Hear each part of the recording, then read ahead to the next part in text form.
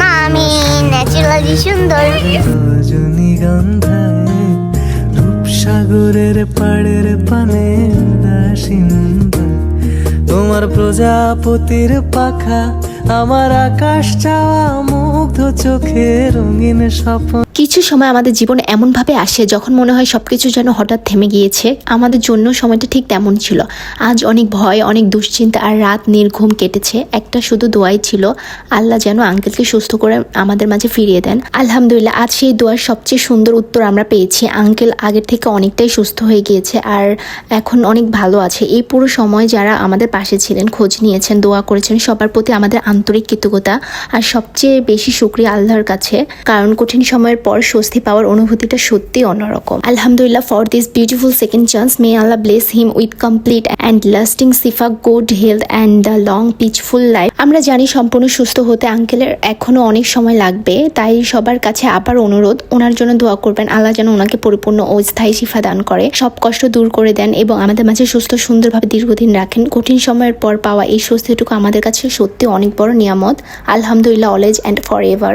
এর পরের দিন বিকেলে মনে হলো এতদিনের টেনশন আর ব্যস্ততার মধ্যে সবাই মিলে একটু বের হওয়া দরকার। যেহেতু তখন এলাকায় ছিলাম, তাই কাজিনদের নিয়ে একটু বের হয়ে গেলাম। একটা মহিলার আমি পুরাই সাদা দেখছি, বিদেশি লাগে। তুমি কালো? অনেকদিন পর সবাইকে একসাথে নিয়ে বসে এতক্ষণ গল্প করা, হাসাহাসি করা, একে অপরের সাথে মনের কথা শেয়ার করা, সবকিছু মিলিয়ে সময়টা সত্যি অনেক সুন্দর ছিল। এতদিন যেন আমাদের সবার কথাবার্তার মাঝে একটা অদৃশ্য চিন্তা কাজ করছিল। তাই সেদিন কিছুক্ষণের জন্য হলেও সেই চিন্তাগুলো থেকে দূরে থেকে শুধু সবাই মিলে হাসতে পেরেছিলাম। ছোট ছোট কথায় হাসি, পূর্ণ গল্প, একে অপরকে নিয়ে মজা, সব মিলিয়ে খুব সাধারণ একটা বিকেল, কিন্তু আমাদের কাছে অসম্ভব সুন্দর একটা সময় ছিল।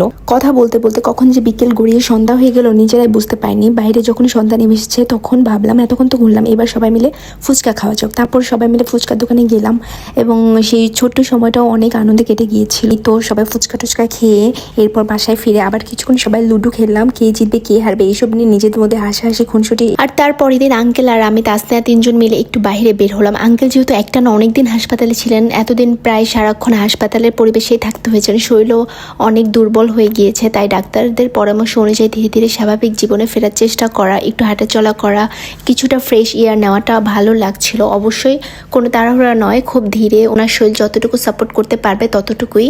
তাই সেদিন খুব সাধারণভাবেই একটু বের হয়েছিলাম, পাশে থেকে হাঁটছিলাম, কথা বলছিলাম, শুধু চেষ্টা করেছিলাম ওনাকে একটু স্বাভাবিক একটা পরিবেশ দেওয়ার। এতদিন হাসপাতালে চার দেয়ালের মধ্যে কাটানোর পর বাইরে এসে একটু খোলা বাতাসে হাঁটা, আশেপাশের পরিবেশ দেখা, এই ছোট ছোট জিনিসগুলো তখন আমাদের কাছে অনেক বড় মনে হচ্ছিল।